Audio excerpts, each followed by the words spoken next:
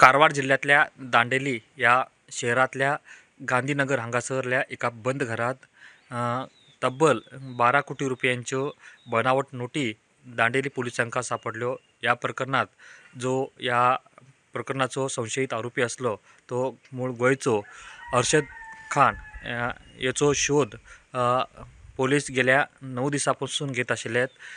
त्याच्या खातीर पोलीस गोवा महाराष्ट्र हांगासर पोलिसांनी अनेक ठिकाणी तेजो शोध घेतलो, मात्र तो मेळूंक ना। त्यानंतर अर्शद खान हो उत्तर प्रदेशातल्या लखनौ हांगासर आसा अशी माहिती दांडेलीच्या पोलिसांका मेळिल्ली।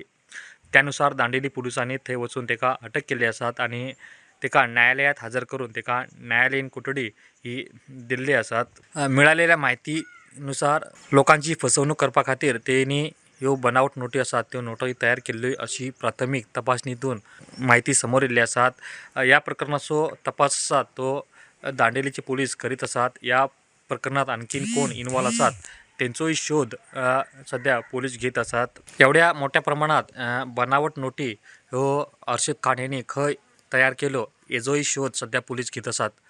प्रुडंटा खातीर Pramod पोंडे। Subscribe Prudent social media channel and press bell icon for latest notifications.